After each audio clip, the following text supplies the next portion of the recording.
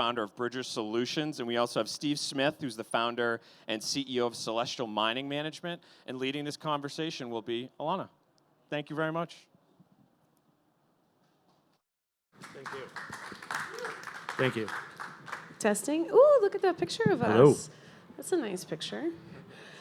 All right. Well, I would love to. First of all, I would love for you guys to introduce yourselves, and then we can take it from there. Okay. Absolutely. I'm Stephen Talcott Smith. I'm the founder and CEO of Celestial Mining Management. We manage a private mining fund called Celestial Mining One, with a variety of curated selection of mining sites in the U.S., specifically Texas and Alabama is where we're located right now. We are well into a $100 million raise to completely build out all of our sites.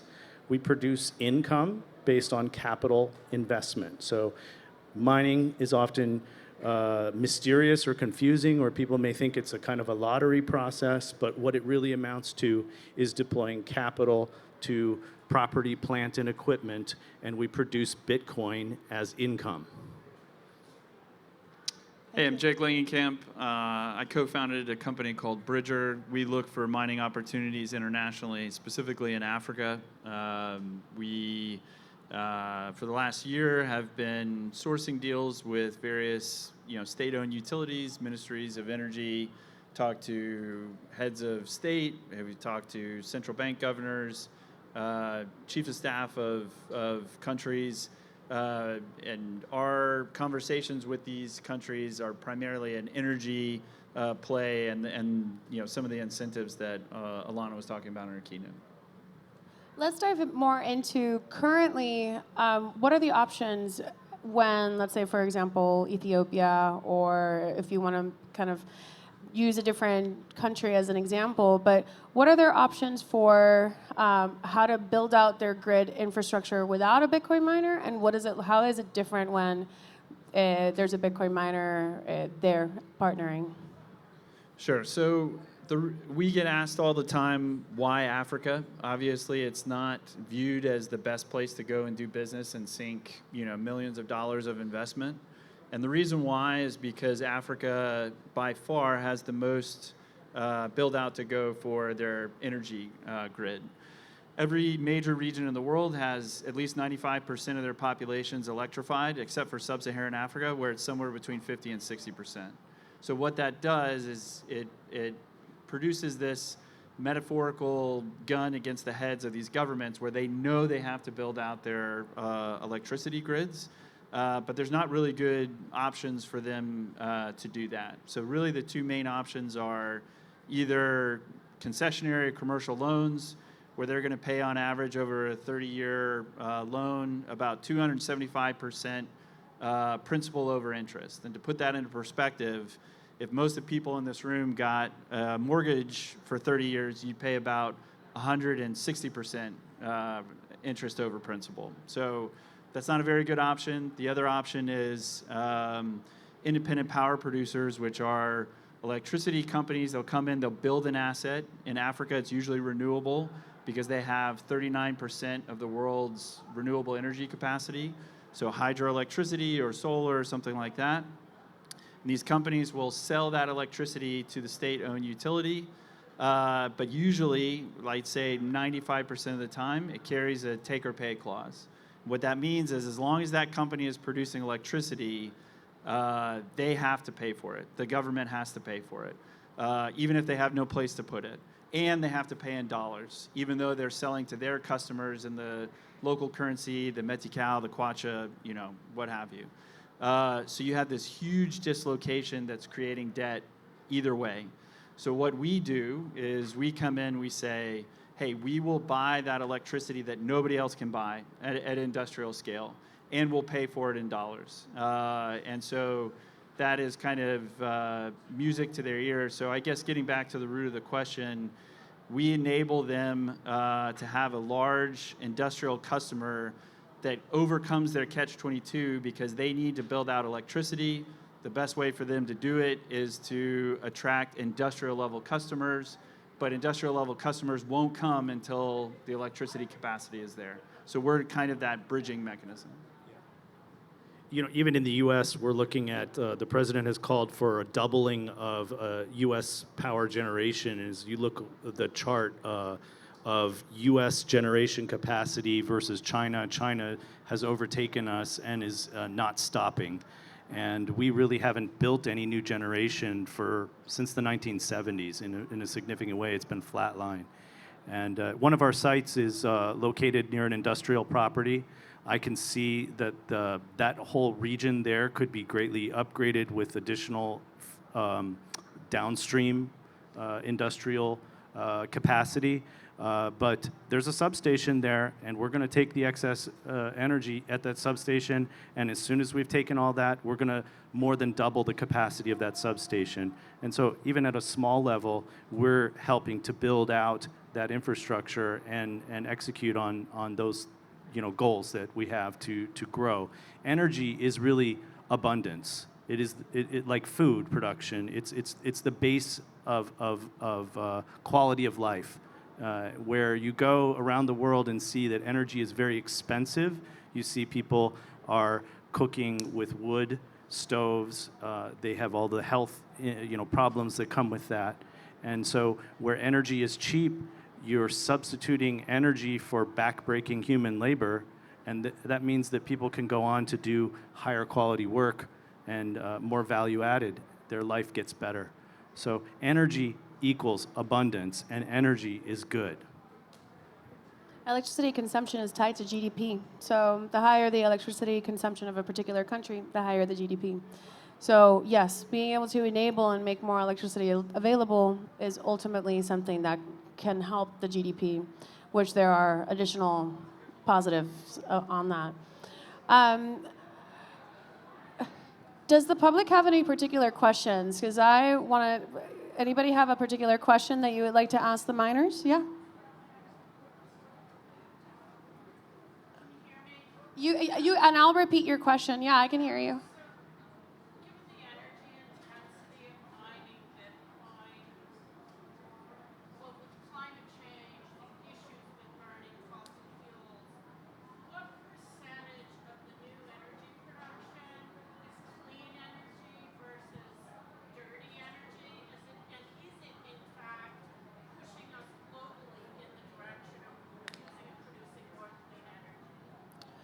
I'm going to go ahead and answer that, and then I'll let you guys answer that as well. More than half of the Bitcoin network runs on a renewable electricity, so what you refer to as clean.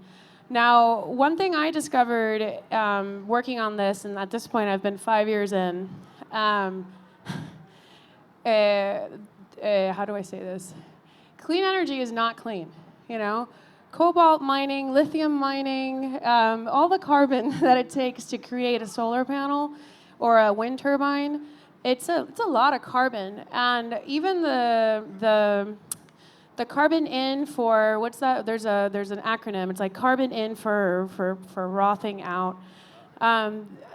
If somebody remembers it, let me know. But there's a particular measurement. Embodied carbon or something like that? It's like carbon in, there's a calculation of like basically how much carbon it takes to produce something. And even solar panels, they're starting that calculation once all of the ingredients that they need to make the panels have arrived to the factory in China. And so, so there's really, and not to mention they are produced in coal-powered facilities in China. So really, the idea that one particular power source is clean and the other one is dirty is already kind of like an assumption that is already an incorrect assumption.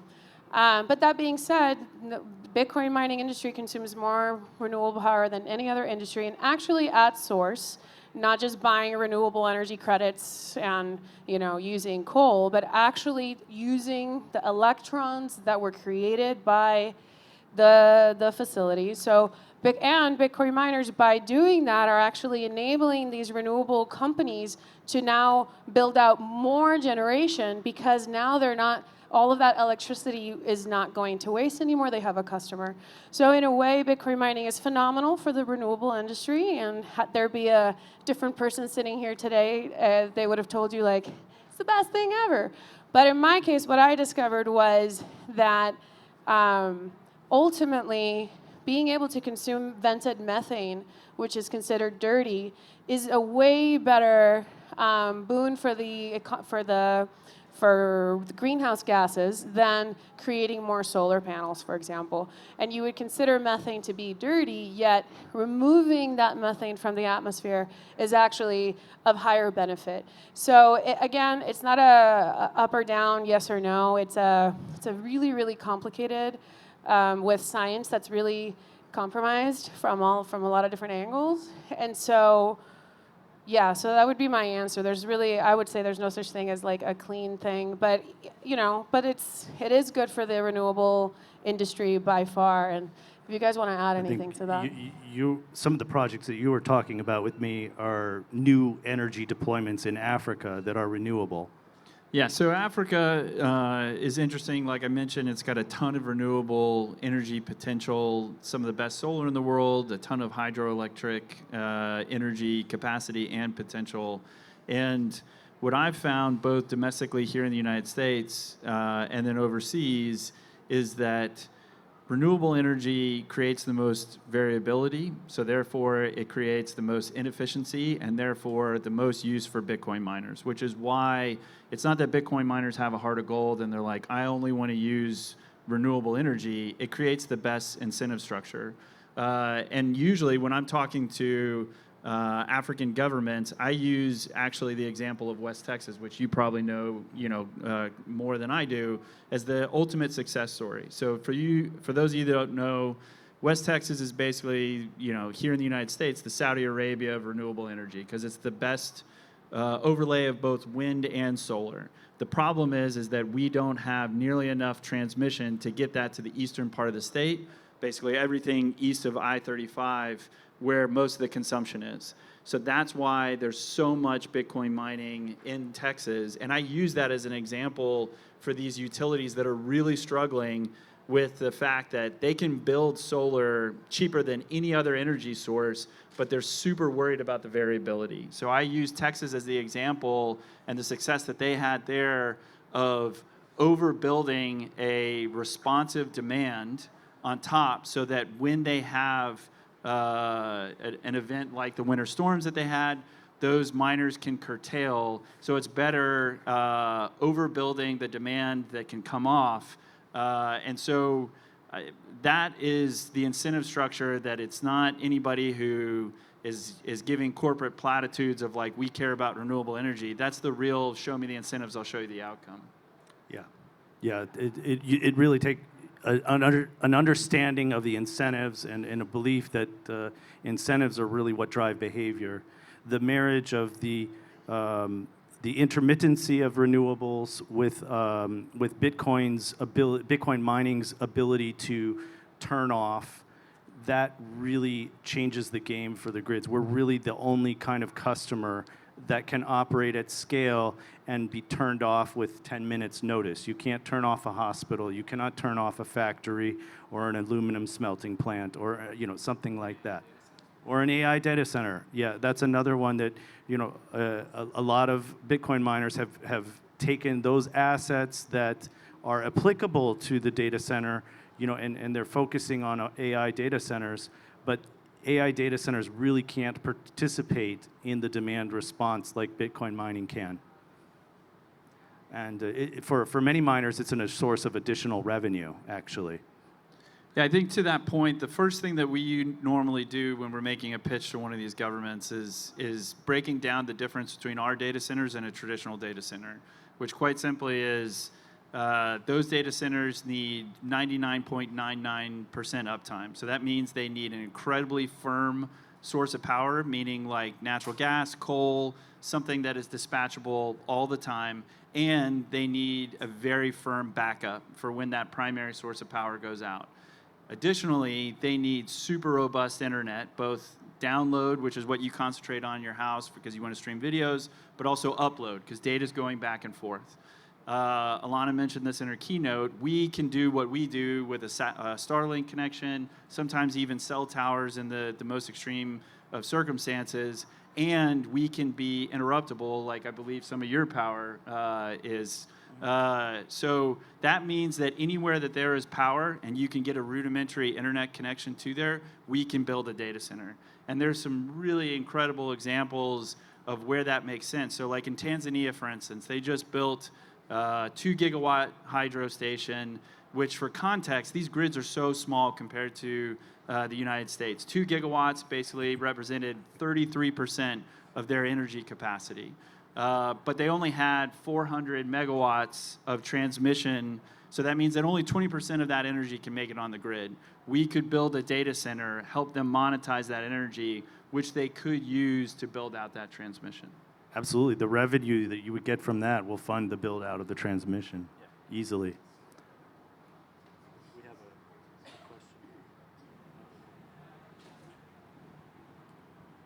So, this is an interesting area, and I think it's all about education. But, with mining and being, in this industry and being so well versed in this topic as you guys are, do you feel that it's just a lack of education? And how are you combating the narrative? Because, as you mentioned before, right, no one's talking about the incredible amounts of energy that AI is using. And how it's really disrupting communities in horrific ways that it seems that it's just not on anyone's radar. But, it always comes back to, how bad Bitcoin mining is, and no one's really talking about the positive aspects of that. So how do you, one, not take it personal? And two, how are you going to continue to educate people that have heavy opposition to this or are just trying to follow the main narrative that's on mainstream media? Well, I can say Alana's film has done a lot to help inform people and make a better judgment about these things. She's examined mining in many different contexts and different continents and shown what's actually happening. I think there is a big contrast between the AI data centers, which generally need to be located close to population centers, and Bitcoin mining, which is kind of remote and out of sight. Many people go to faraway places and to where the energy is to help that. And so we are not visible in that way. Those jobs generally are in places where there are very few jobs, and so we're out there helping in rural communities and in those places. It's a $16 to $20 billion industry. We're grossing the overall something like north of $50 million a day. It's a very significant industry, but it's almost completely off the radar for people. And so I think education is a big part of what we do.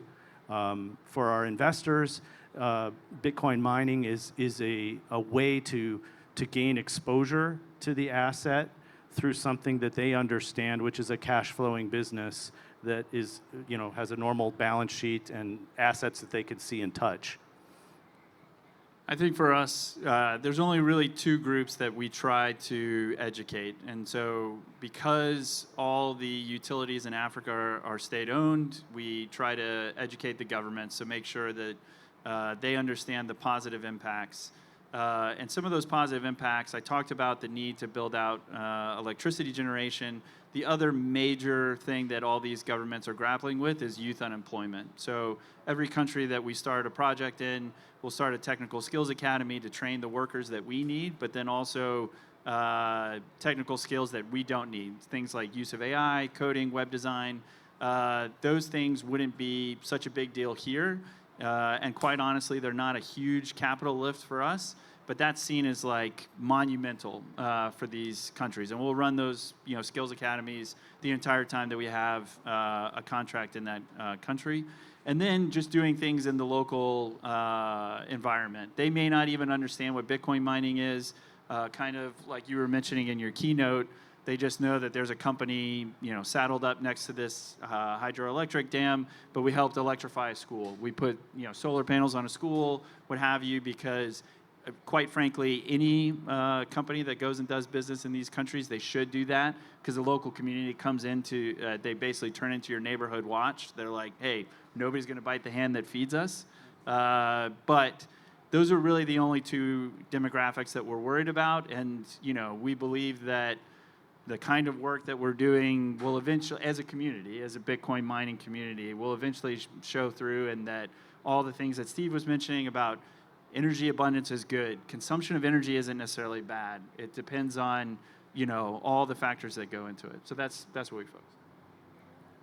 But yeah, education, it's an uphill battle because it is a constant onslaught of bad press, constant, and from the big publications as well. And what I find disingenuous from the mainstream media is to only focus on negative stories rather than also talk about how it's electrifying places, how it's increasing generation capacity here in the United States, outside. And I don't know, I feel like if we're gonna look at something fairly, we really need to look at the pros and the cons.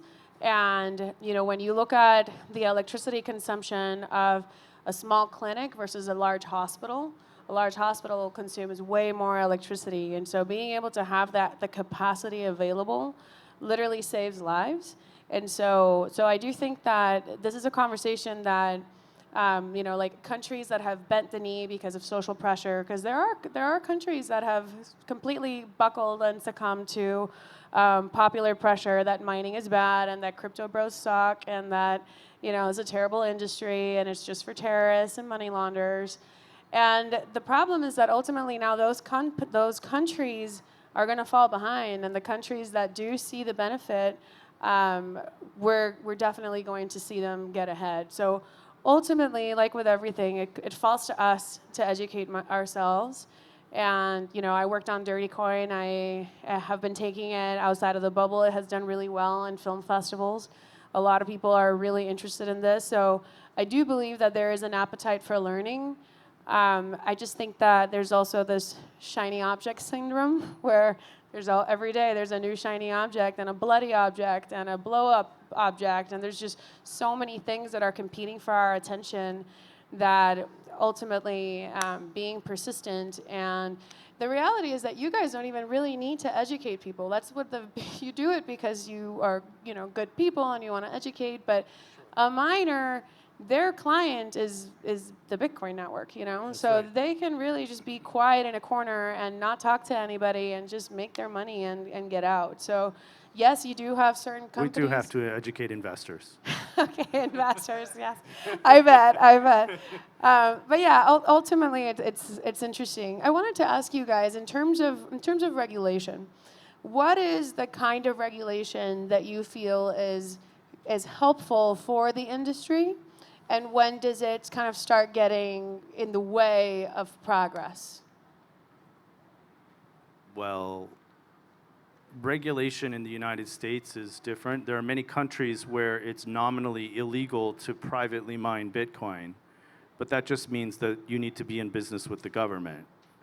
And that's fine if that's the way they want to do it. There's a lot of places that have abundant energy resources. Those resources are owned by the government, and so you need to be in business with them to do it, right? But where privately operated mining can exist, and in particular in the United States, we have a culture of liberty, and that which is not prohibited is allowed. So we have seen states pass right to mine bills that say, yes, you can use electricity for this purpose, and yes, you can hold Bitcoin in a wallet. Just in case anybody doubts, there are a number of states that have passed this type of legislation, and I think that's great. What we have seen is complaints, I think, from kind of the cowboy early days. There were some irresponsible miners. There were people who would set up noisy operations next to a neighborhood and cause noise complaints and stuff like that. And I think that those operators kind of gave the industry a bad name early on. But we've moved to such a scale that you do have professionals involved now, and most everyone I meet is decent character. So. From my perspective, I think the most useful regulation is what's been done in the last year or so. I think most people in the crypto community, not just Bitcoin community, were hoping for just clarity from the government. And what that has done, we're still, believe it or not, with all the negativity, we're still by far the shining city on the hill for most of the developing world, and most people look to us for an example. So when we actually started creating those regulations and recognizing it as an asset class, even if it had nothing to do with mining, that's really facilitated the conversations with foreign governments where it's like, well, this is how we do it. And that's their default starting point. Is like, okay, however the US is doing it, that's where we're going to start. And that was really useful because a lot of those countries that you talked about that basically self-selected out of Bitcoin mining were Europeans. And that's the other default position that they look for. So when we weren't setting an example, but they were, a lot of the countries were saying, well, that's the only show in town, we'll kind of follow their lead. And then since then, there's been a reversal, not only in how they're viewing it from a regulatory standpoint, but I can tell you that our pitch initially was all about the energy. We weren't really focused on Bitcoin. We weren't trying to orange pill all these governments. And then since the U.S. has gone so heavily into like the strategic Bitcoin reserve and some of those things, central bank governors, heads of state, different ministers of finance have come to us and said, okay, great, energy, talk to us about this Bitcoin thing. You're the only Bitcoin guy that we know, talk to us about it. So that's been a really interesting phenomenon. I bet. All right, well, we're at time, so I'd like to thank you guys. Do you have any last words, either of you? I would just say that Bitcoin mining, many miners are in it not just to make money, but because they believe Bitcoin is important.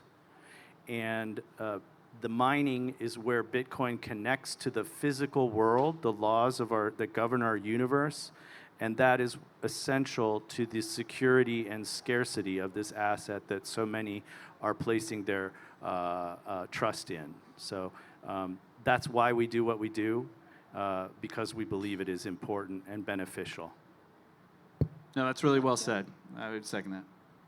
Thank you. Thank you both, and thank Thank you you. for participating.